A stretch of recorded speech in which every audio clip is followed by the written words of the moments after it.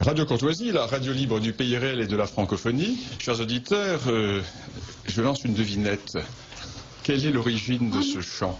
Pitié pour les téléphonistes.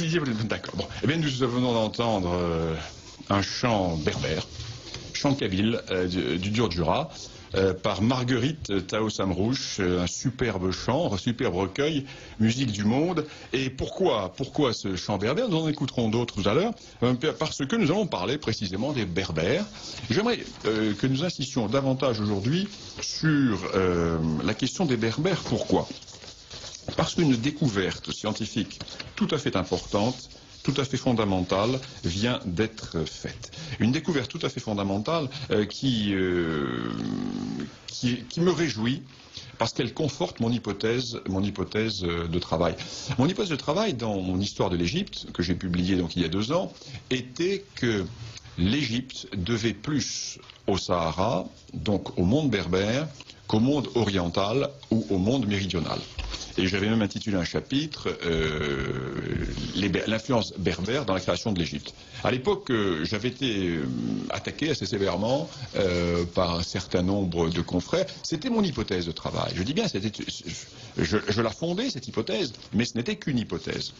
Or, découverte tout à fait extraordinaire, la génétique vient de rendre public, le professeur Lucotte, qui est le grand anthropologue français qui publie aux États-Unis, vient de publier un article tout à fait important, qui n'est pas encore connu, cet article, car l'article date du mois de juin de cette année. Il n'est pas encore passé dans le domaine de la vulgarisation, donc les journalistes ne pourront pas le piller tout de suite, n'est-ce pas, pour se l'attribuer comme certains le font. Et cet article est fondamental parce que c'est un article qui est basé sur les études génétiques, je n'entre pas dans le détail, de la population égyptienne d'aujourd'hui. Et un système d'analyse sur les haplotypes, qui est très savant, il faut être vraiment spécialiste pour s'y retrouver, montre que le fond ancien de la population de l'ancienne Égypte était berbère. C'est tout à fait extraordinaire. Et les analyses génétiques montrent que plus on va vers le sud, et moins il est berbère, et plus il est nubien, et plus on va vers le nord, et plus il est berbère, ce qui est évident. On savait depuis, ce que l'on voyait depuis toujours, l'Égypte était un pays blanc, la Nubie était un pays noir, et les thèses afrocentristes de Cheikh Anta Diop et de Martin Bernal sont pulvérisées par la génétique. Toutes les critiques historiques que nous faisions sont confirmées là par la génétique. C'est une révolution dans l'histoire, je dis bien, c'est un séisme dans l'histoire de l'Afrique. C'est un séisme, pourquoi ? Parce que nous avons là, par les études génétiques, la preuve, premièrement, que les anciens Égyptiens étaient des Blancs, mais plus important, qu'ils étaient berbères. Et lorsque je mets en avant l'hypothèse par les apparentements artistiques, par les styles artistiques, de la même matrice culturelle, rassemblant les anciens Égyptiens et les chasseurs nomades du Sahara oriental, eh bien, j'avais vu juste.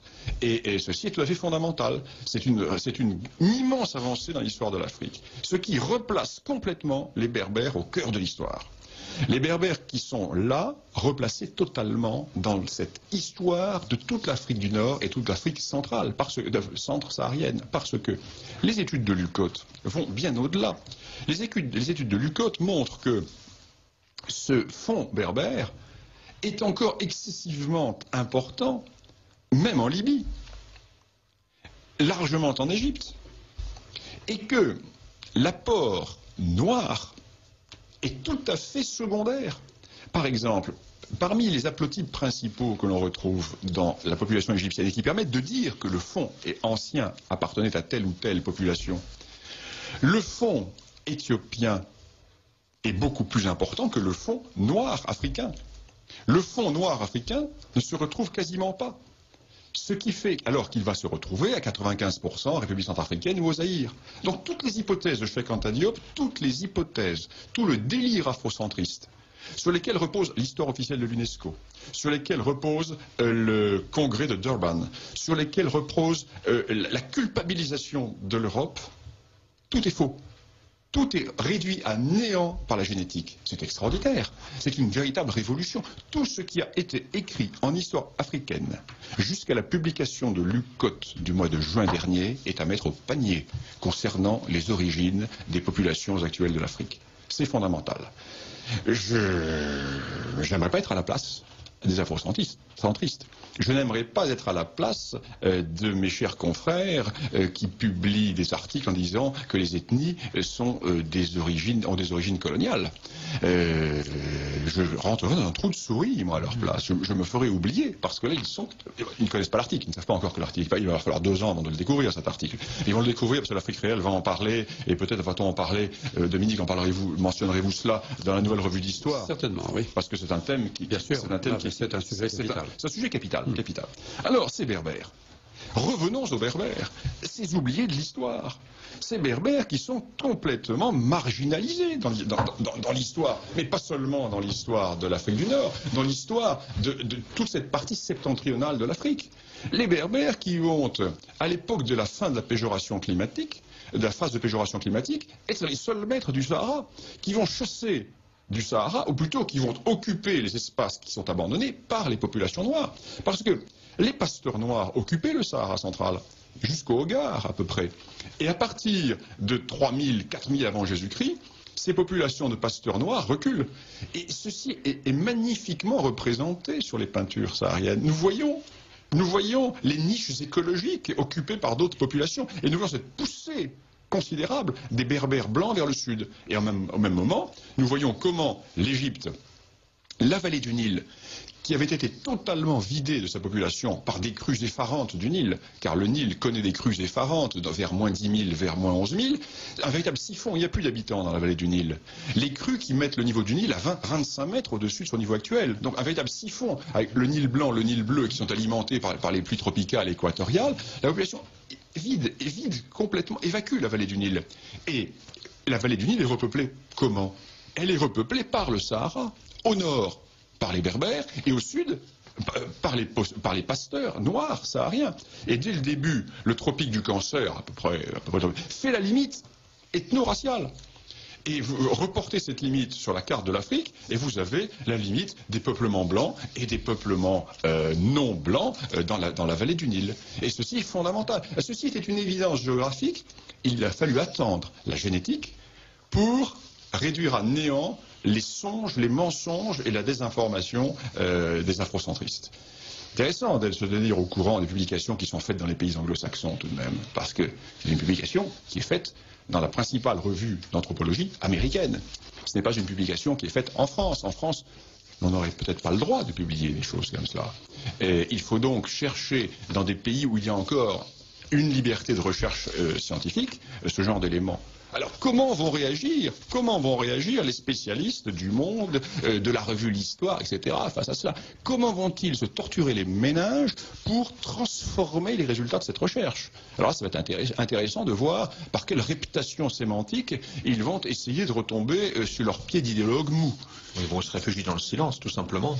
Non, on va pas le silence, nous allons essayer de le combler, ce silence.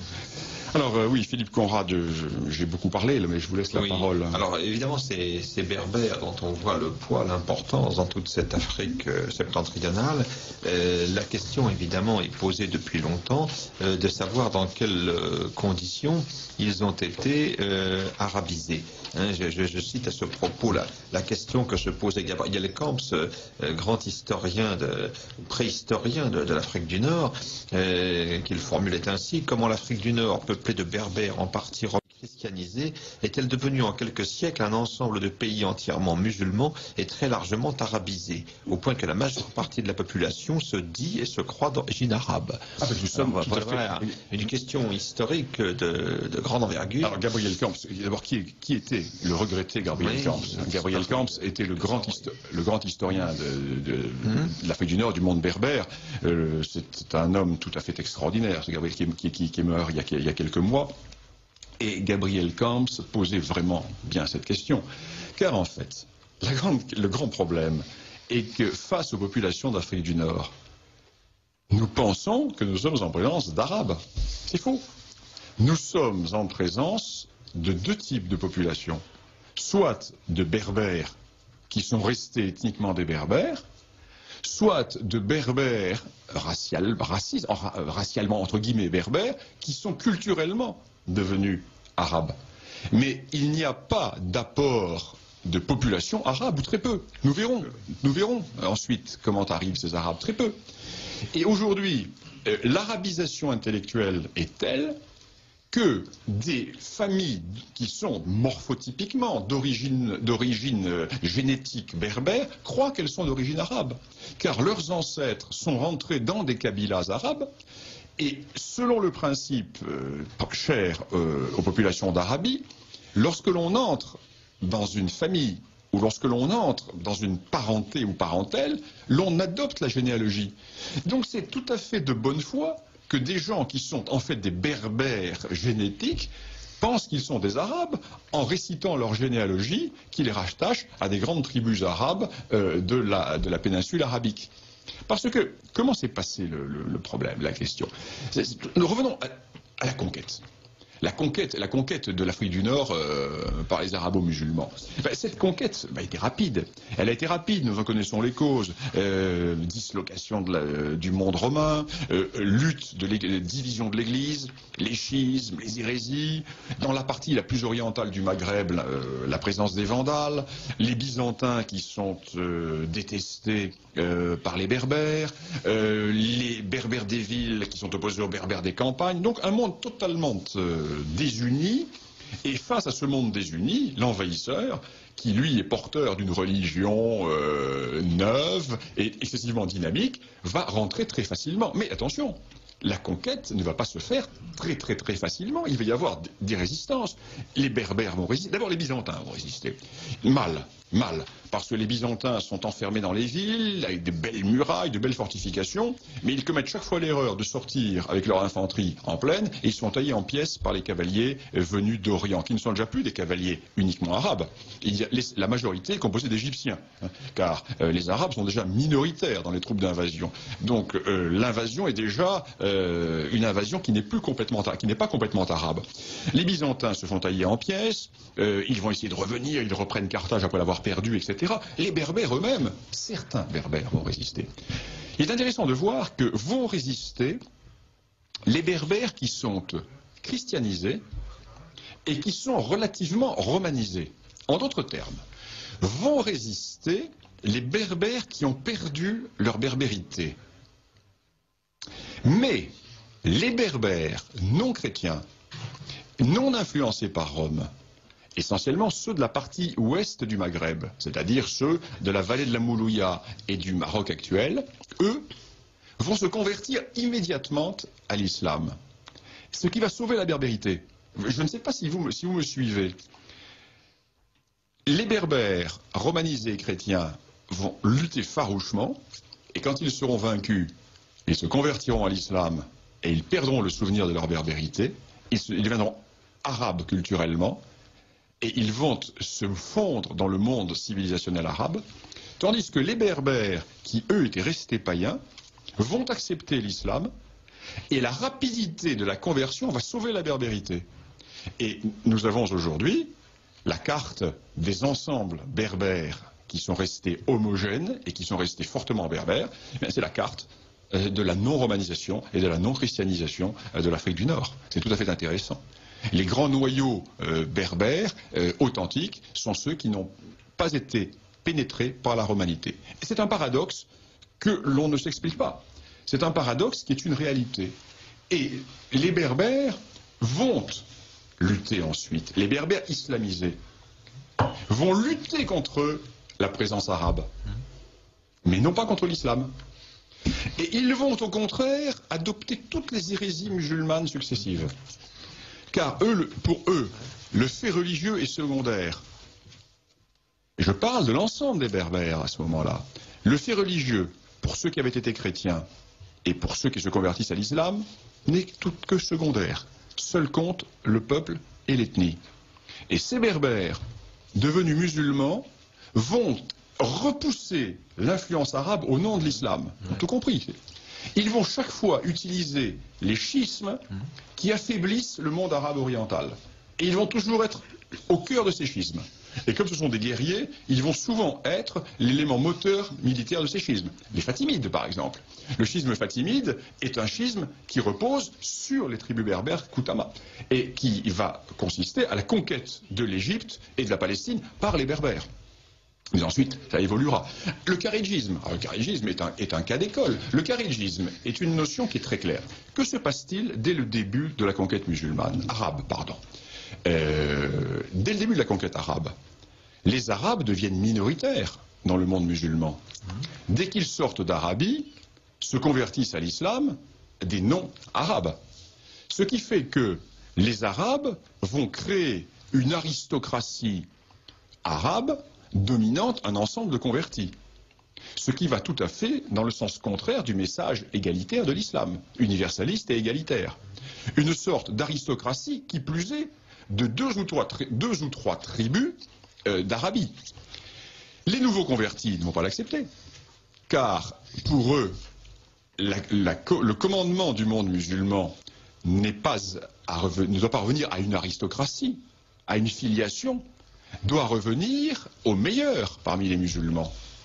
Et c'est pour échapper à la colonisation arabe que va être développée la doctrine kharidjite, doctrine qui dit que le commandement de la communauté n'est pas héréditaire et doit appartenir par égalité aux meilleurs des musulmans. Les Berbères, notamment ceux du Maroc, qui sont restés ethniquement très fortement berbères, n'acceptent pas d'avoir des gouverneurs venus de Damas ou venus de Bagdad en l'occurrence. Et ils vont, au nom du kharidjisme, se soulever contre les gouverneurs et contre le monde oriental. Et toute l'histoire des Berbères va être une suite d'adhésions aux divers schismes qui vont permettre de repousser la présence arabe. Et au nom de l'islam. Cette constante est tout à fait extraordinaire. Le sentiment ethnique est tellement fort qu'ils vont faire inconsciemment le pari de faire du judo avec la religion dominante. Ils utilisent la religion dominante pour mieux écarter la colonisation arabe. Et ça va marcher. Ça va marcher jusqu'au XIIe, XIIIe siècle. Et l'évolution, tout va changer au XIIe, XIIIe siècle quand les Fatimides se retournent contre ceux qui les avaient mis au pouvoir, c'est-à-dire les royaumes berbères, les principautés berbères d'Afrique du Nord. Pourquoi ? Parce que ces principautés berbères d'Afrique du Nord vont se tourner contre les Fatimides, car le pouvoir fatimide du Caire devient un pouvoir qui, à son tour, risque d'oppresser la berbérité. Et quand les Berbères ont ce sentiment, ils vont trahir les Fatimides pour se tourner vers Bagdad.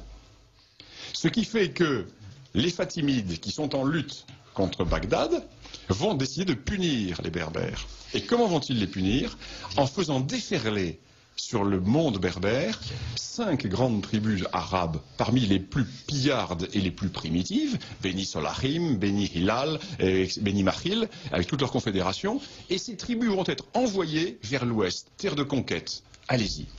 Et c'est à ce moment-là que tout ce qui est arbre fruitier, plantation en Libye, est éliminé.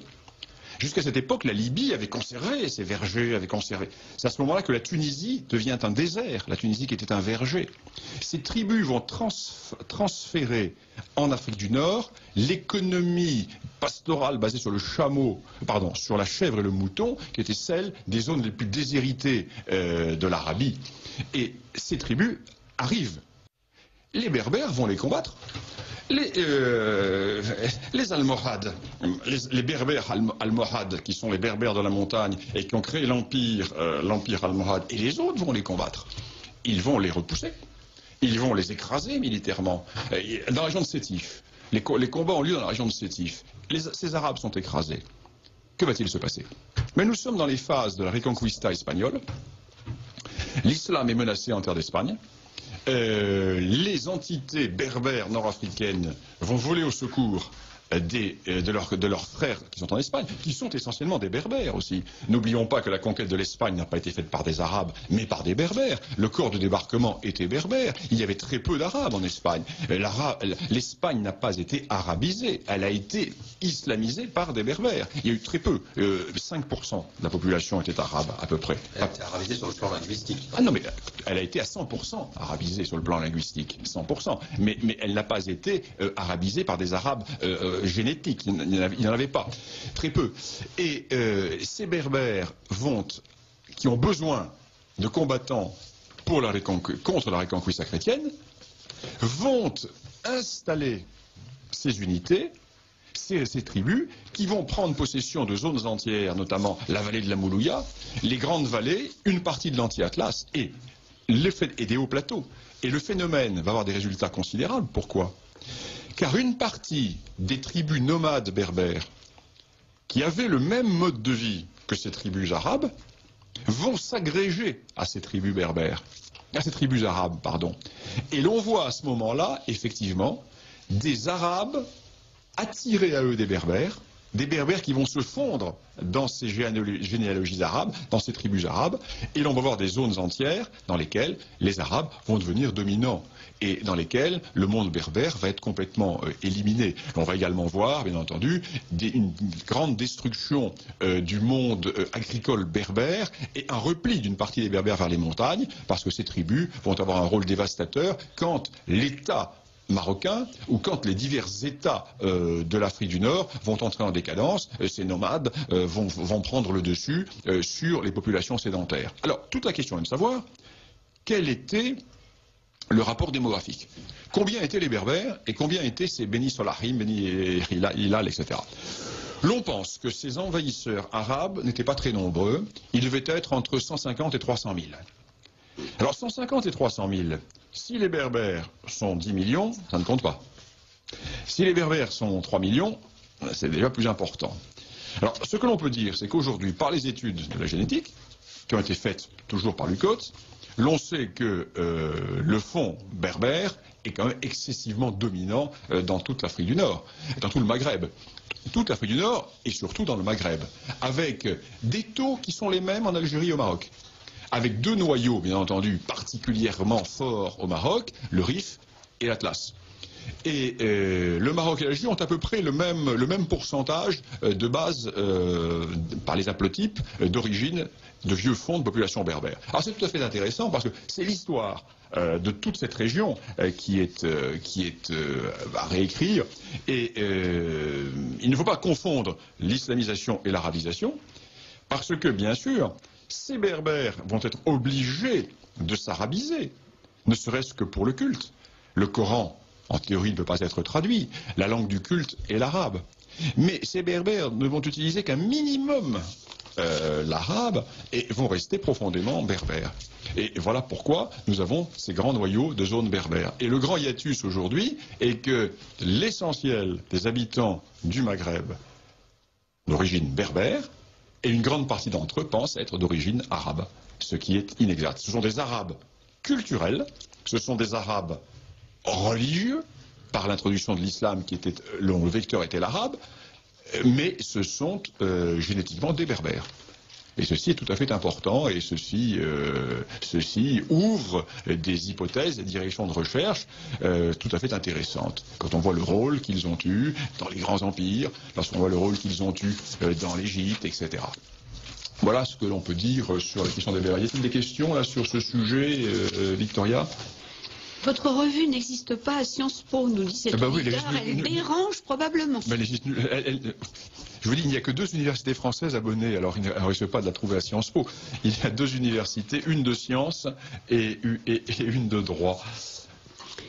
Bravo, Monsieur Lugan, pour votre livre God Bless Africa. Comment a-t-il été reçu par le public français? Pas mal, puisque le premier tirage est épuisé. La deuxième édition sort la semaine prochaine, avec les coquilles en moins, parce qu'il y a pas mal de coquilles dans la première édition, et avec une actualisation. Donc le premier tirage, je crois qu'il devait être de 7500, est épuisé. Donc aucune publicité.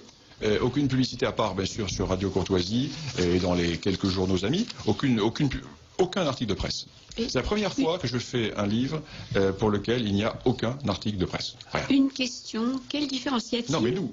Non, mais je dis les revues, bien sûr, les revues, évidemment, une nouvelle revue d'histoire qui en a fait. Quand je parle des revues amies, une nouvelle revue d'histoire, il y a un certain nombre de revues amies, je ne peux pas toutes les citer, mais rien dans le Figaro, rien dans toutes ces revues, non, rien. Vous voyez, le bouche à oreille a fonctionné. Quelle différence y a-t-il entre berbère et kabyle? Même chose. Même population. Le nom kabyle est le nom des berbères donnés en Algérie, et berbère, kabyle. Même nom. Et alors les anciens Grecs, lorsqu'ils parlaient des Berbères, parlaient des Libyens. Pour eux, c'était les Libyens. Toutes les populations blanches qui vivaient au sud de la Méditerranée étaient les Libyens. Bien, pas d'autres questions là-dessus. Alors je renvoie donc, puisque nous arrivons là à la fin de l'émission, je renvoie donc à l'Afrique réelle. L'on peut se procurer le numéro spécial 10e anniversaire.